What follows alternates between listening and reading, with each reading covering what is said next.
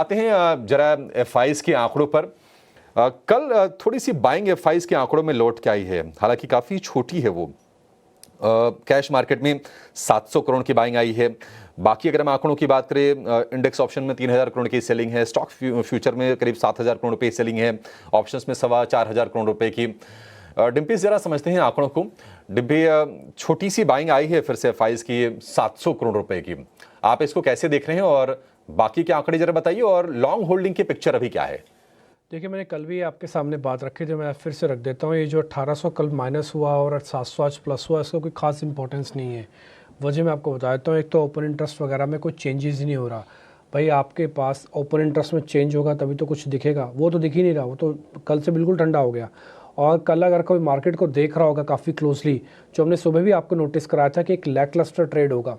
आपको छोटे मोटे काम निपटाने हैं, भले निपटा के आ जाओ, क्योंकि मार्केट के पास ना तो सपोर्ट तोड़ने के लिए कोई एनर्जी बची है और ज़रूरत भी नहीं है। क्यों तोड़ेंगे सपोर्ट? इतनी मेहनत करके सपोर्ट बनाए हैं तो क्यों तोड़ेंगे उसको? और ऊपर लाने के लिए पावर नहीं है, यानी कि फॉलो अप बाइंग जिसको हम कहते हैं टिपिकली, वो आपको मार्केट के अंदर अभी नहीं देखने को मिलेगी। तो कुल मिला के कहने का मेरे मतलब ये है कि बाज़ार पूरी तरह से एक रेंज का मार्केट है। इस रेंज में आप प्ले कर सकते हैं तो ठीक है, नहीं कर सकते तो छोड़ दो। और मैं फिर से आज वही चीज़ रिपीट करूंगा, अगर आज मार्केट फिर से रेंज का रह सकता है, पूरे चांसेस हैं, प्रोबेबिलिटी है कि मार्केट रेंज में रहेगा और इसके अंदर सपोर्ट और रेजिस्टेंस नहीं टूटेंगे। मैं जल्दी से आपको 3-4 लेवल्स बता देता हूँ, क्योंकि आज थोड़ा समय भी ज़्यादा हो गया आगे बात करते करते में। तो निफ्टी के अंदर अगर आप चेक करना चाहें तो निफ्टी का जो कल का ओपन इंटरेस्ट है वो सिर्फ 0.68 घटा है। कहने का मतलब, ये आपके स्क्रीन पर चल ही रहा है, इनफैक्ट 7.8 घटा है। कहने का मेरे मतलब है कि इसके अंदर कुछ खास बड़ा मूवमेंट नहीं हुआ। दूसरा पॉइंट, रेंज में मार्केट जैसे मैंने आपको कहा वो प्रोटेक्टेड रही। तीसरा पॉइंट, प्रीमियम्स अभी भी करीब 80 पॉइंट के हैं, जो typically middle of the series होने चाहिए, वैसे ही हैं। ओपन इंटरेस्ट करीब 4.5 लाख कॉन्ट्रैक्ट का है, जो लाइट सीरीज़ का सूचक है, लाइट सीरीज का रिप्रेजेंटेटिव है। हाँ, ये 5 लाख होता तो मैं हैवी बोलता, 4.5 लाख है तो लाइट है। 50,000 जो कॉन्ट्रैक्ट आगे पीछे जो भी जोड़ेंगे वो मार्केट को ऊपर नीचे कर सकते हैं। तो ये कुल मिला के एक रेंज का मार्केट है। रही बात एफआईज डीआईज में भी वैसे बाय द वे बता दूं, कोई चेंजेस नहीं है, और रिटेल में भी कोई चेंजेस नहीं है। उनकी पोजीशंस भी जस्ट के तस 59% है और डीआईज की 48% है और एफआईज की होल्डिंग 44% है। ना तो कैश में, ना ही फ्यूचर्स में, ना ही होल्डिंग्स में, ना ही पुट कॉल रेशो में, ना ही विक्स में, ना ही ओपन इंटरेस्ट में, ना ही प्रीमियम्स में। किसी तरह का कोई भी मेजर चेंजेस नहीं हुआ कल के सेशन में। इसलिए कल का सेशन किसी भी तरह से कोई भी डायरेक्शन देने वाला सेशन नहीं था, एक साइडवेज था। आज भी कुछ वैसा ही आपको दिखेगा। ठीक है, तो आंकड़े हो गए। निफ्टी पे आते हैं। 2 दिन की छोटी गिरावट आई है और 2 दिन में 100 अंक ही शेड की है निफ्टी ने।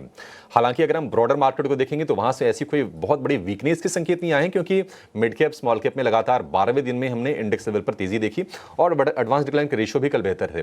डिप्पी, आज क्या करना चाहिए निफ्टी में? 24,600 के आसपास है। और अगर हम डोमेस्टिक यूज की बात करें, एक यही आरबीआई गवर्नर वाला ट्रिगर बाजार के लिए आया है। देखिए, मिस्टर गवर्नर का ट्रिगर है, सरकार की भर्ती है, वो इसमें मेरे को नहीं लगता मार्केट पे कोई बहुत ज़्यादा उसका इम्पैक्ट आएगा। हाँ, मिस्टर गवर्नर के फैसलों का इम्पैक्ट ज़रूर आएगा। भर्ती का इम्पैक्ट आए ना आए, अच्छा नाम आना अच्छी बात है, सरकार ने अपने खेमे से नाम निकाला ये और अच्छी बात है, हैंस प्रूव्ड है और अच्छी बात है, टेस्टेड है, अच्छी बात है।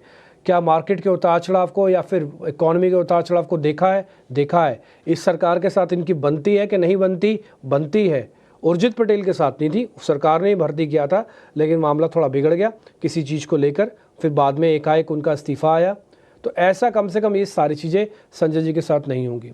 और मेरे को उम्मीद है कि ठीक है, जो भी आप पॉइंट्स बता रहे थे मैं सारे उसके साथ ऑलमोस्ट एग्री कर जाता हूँ कि भाई अभी थोड़ा, जब तक कोई बड़ा फैसला नहीं होता तब तक आप कैसे किसी आदमी को टेस्ट करेंगे? क्या उनके पुराने हिस्ट्री से तो जो चीज़ें आ रही हैं वो तो आ ही रही हैं ना, उसमें कोई बड़ी बात नहीं है। लेकिन कोई बड़ा फैसला जब वो लेंगे, जब उनके सामने सिचुएशन आएगी, तब पता लगेगा कि वो मिस्टर गवर्नर की कुर्सी पे बैठ के तब उनके पास कितनी अपनी इंटेलिजेंस का इस्तेमाल करने का है।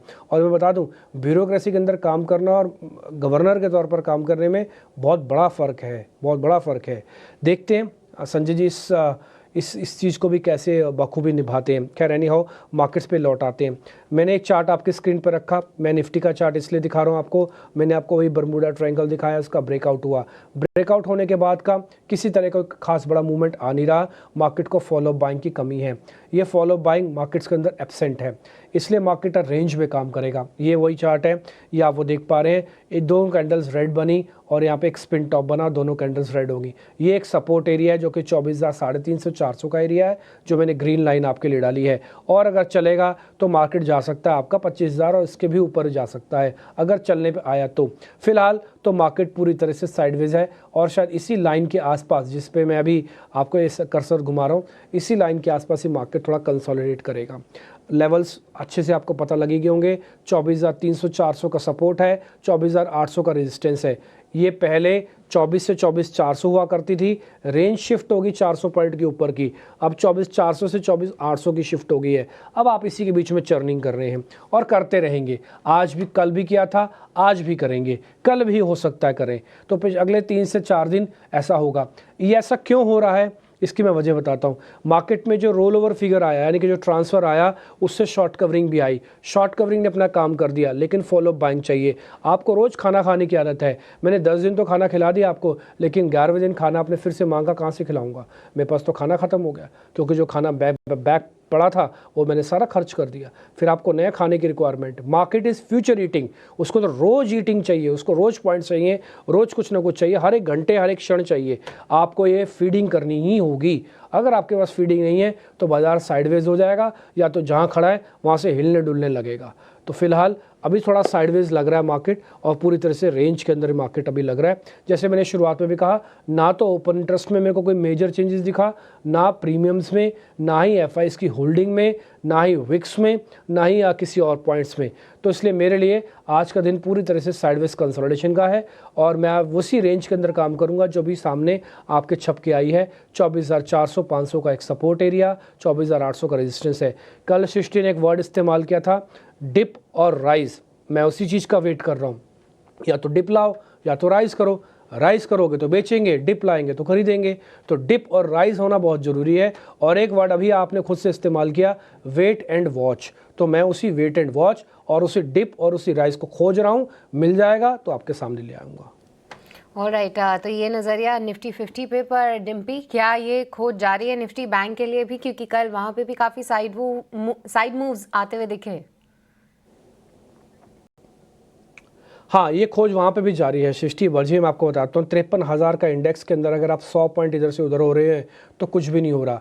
आपने इसी चार्ट के अंदर 1 मिनट के लिए रखना है ये चार्ट। आप 1 मिनट के लिए इसी चार्ट को आप देखो, आपको पता लग जाएगा। जहाँ से शुरू किया, हाई बनाया, वहीं पे आप वापस आ गए। 100 पॉइंट इधर उधर, वो तो क्लोजिंग बेसिस का था, क्लोज टू क्लोज मैटर होता है, इसलिए 100 पॉइंट है। एथिकली दिन भर में भी कल कुछ नहीं हुआ। आप बोलेंगे हम अति होशियार हैं, हमने दिन भर में स्विंग ट्रेडिंग का काम किया है, तो बॉस बैंक निफ्टी ने स्विंग ट्रेड भी ज़्यादा नहीं किया। आप फालतू में फंस ना जाना कहीं स्विंग ट्रेड के चक्कर में, पता लगे 100 रुपये कमाने गए थे और 500 रुपये दे के आ गए। तो इस तरह से भी ना करो। और दूसरा, ऑप्शंस वालों के लिए हमने कल भी बात बताई थी, आज मैं फिर से बता देता हूँ।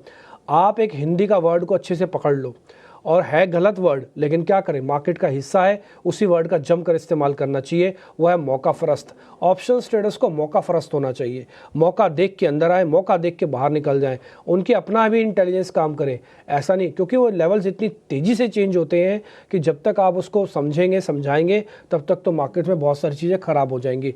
इसलिए ऑप्शंस वाले ड्यू डिलिजेंस करके आए, पढ़ाई करके आए। नहीं पढ़ के आए तो सॉफ्टवेयर्स की हेल्प लें। सॉफ्टवेयर्स की हेल्प नहीं ले सकते तो फिर थोड़ा दूर रहे उससे। और यही बात, जो 10 में से 9 लोग पैसा गंवाते हैं ना, उस 9 लोगों का भी सैंपल सर्वे करोगे ना, तो फ्यूचर्स में लोग कम पैसा गंवाएंगे, ऑप्शंस में पैसा गंवाएंगे। ऑप्शंस डिप्लीट होती हैं, बहुत जल्दी गल जाती हैं, फ्यूचर्स थोड़ी गलेगा। आज मैंने मान लो 24,800 का कोई फ्यूचर ले रखा है, कहाँ गल रहा है? मैं तो रोल ओवर करता जा रहा हूँ, कहाँ गला?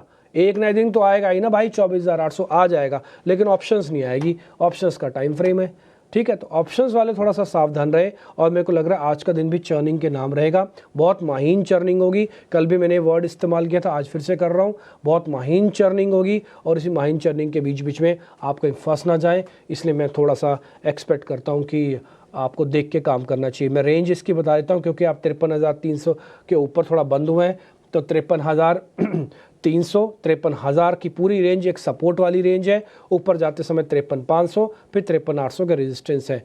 मिस्टर गवर्नर के आने से कि बैंक निफ्टी पर असर पड़ेगा? नहीं, नहीं पड़ेगा। मिस्टर गवर्नर का नाम घोषित होने से बैंक निफ्टी पर असर नहीं पड़ेगा।